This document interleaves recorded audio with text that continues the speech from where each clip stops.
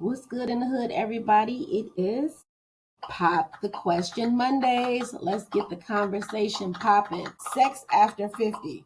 Let's have an honest talk about how it is out here in these over 50 dating streets and relationship streets. Let's get it popping.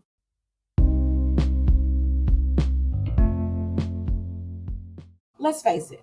The bedroom can become a bit of a elephant in the room as we navigate dating at this stage. Even if you've been married for a long time, sometimes in the span of life, some people change when it comes to the sexual drive, what they can and cannot do, what they don't want to do anymore, what they do want to do, what's important to them, and those type of things. And it is so important, and that's why a lot of people see, people at this age, they tend to close to this age, they tend to break up. And people are like, well, y'all been together for so long. Sometimes things change. Sometimes life can throw a physical curveball at you. You know what I'm saying? And it can be by choice. It can be due to health.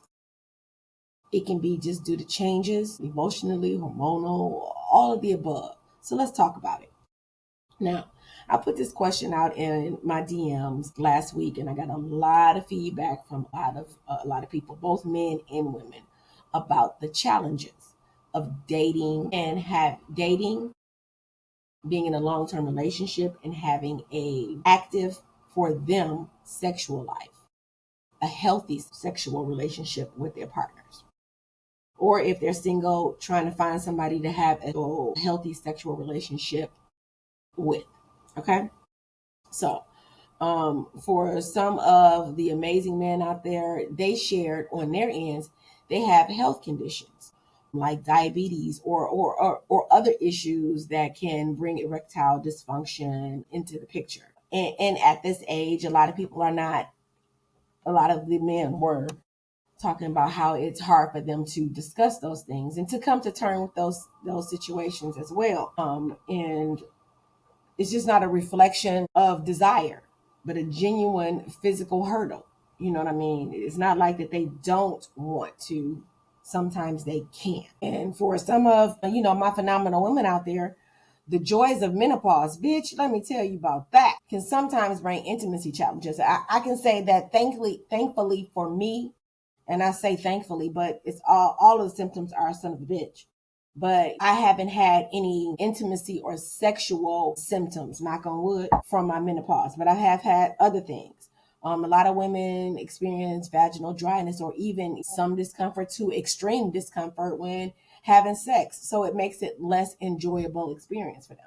And on the men's side, because they are having challenges on their end with erectile dysfunction, and it may be something that may be temporary, it may be something long term, or just changes in what they're able to do, stamina, the long term, all of the above. It makes sex, I don't want to say, I want to make sure I say the right words. It makes it just not an enjoyable experience. They're scared, it's fearful, it's anxiety, it's stressful at this point because am I going to be able to perform this time? That's what a man is saying. And a woman on her end is this going to be comfortable for me this time? Is it going to work this time? So it's a lot going on, a lot going on. And then again, there are some people who just say, I'm just not into it no more. Or I did been there, done that, which is, that's amazing to me, but that's what they say. And to each his own. So it's challenging to navigate healthy sexual relationships after 50 if you are not already in one. How about that? And if you are already in one, sometimes, again, with those things that we just talked about before, that once healthy and vibrant sexual relationship can change. And when it does, what do you do? How do you fix it? How do you work around it? What do you do? Or do you just ignore it and ignore it and just let it fester and become this unsaid elephant in the room that's destroying your relationships on both ends? And let's not forget that for some folks, the drive or interest of sex can simply change as we age. That might not be the case for your vibrant, your super hot host here, but it's a reality for many people. It's important to acknowledge that different people are at different stages of their journey. Now, here's where the truth serum really needs to flow.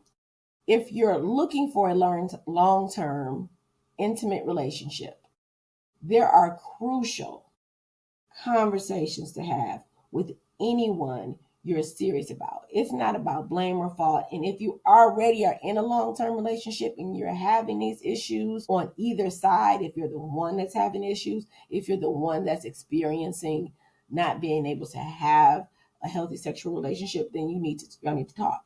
It's about understanding each other's needs and realities. And sometimes shit may have to change that you don't want to change. But there's somebody for everybody, and you have to be honest. And listen, there's nothing worse than living in the same house with somebody and y'all unhappy as fuck. Been there, done that. That's not necessarily for this situation, but been there, done that. It is toxic. I don't care what you say. I don't care what people saying I'm doing for the kid. All it bullshit. In the voice of one of my favorite memes. Okay? Just like it's not a man's fault if health issues impact his ability to perform, it's certainly not a woman's fault if menopause brings physical changes. Life be life and for everybody. And sometimes you have to hit that reset button. Either you're going to be resetting to stay on the same course together, or you're resetting to move on different paths. But sometimes it is what it is. Conversation still needs to be had. But here's the bottom line. Sexual compatibility is a significant factor for many people in a romantic relationship. And while compassion and understanding are absolutely key, it's also valid to acknowledge that not everyone can commit to a long-term partnership where their sexual needs might not be met. It's a tough truth, but ignoring it doesn't make it disappear and does not make it untrue. This is why finding someone who matches you at your current stage of life is so incredibly important. It's about finding someone who shares the desires, abilities, and expectations align with what's right for you right now. Now, by no means am I saying just go drop who you with. Like I said, work on it. Conversation. Do what you need to do what you guys need to do.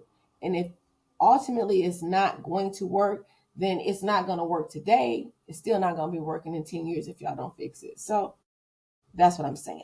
It's about open communication, empathy.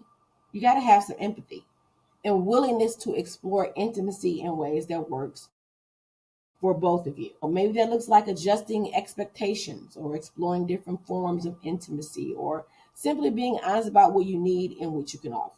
And if those things are not aligned with the other person's needs, like it's a difference with wants and needs. If you cannot give a person what they need and you as that person are not getting what you need, then you are going to feel a certain way. It is going to weigh heavy on you, on both parties, and it's not fair. So I say communicate, figure out a way, and make it happen. And ultimately, if it doesn't work for both sides, then you might have to go your own way peacefully. So let's break the silence on this, my beautiful listeners. What are your experiences with navigating intimacy while dating or in current relationships after 50? What are the honest conversations we need to be having? Head to the comments using hashtag #TruthSerum, Ms. Jones, and let's get real about the important aspects of life. Remember, you deserve connection and fulfillment at every stage of your life. It's about finding your right match, being honest with yourself and others, and embracing this incredible chapter of life with all the complexities and joys and drama it may bring. And for more of your weekly dose of Pop the Question Mondays and all things truth, make sure you're following me on YouTube, Facebook, TikTok, and Instagram. Join the conversation or just be a little nosy every Monday. Until next time, keep it spicy and keep it real.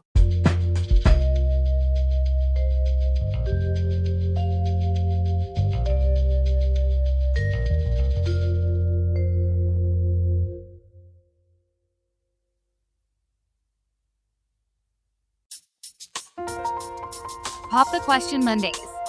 Let's get the conversation poppin'. Subscribe to Truth Serum Podcast on YouTube, Instagram, Facebook, and TikTok for full episodes.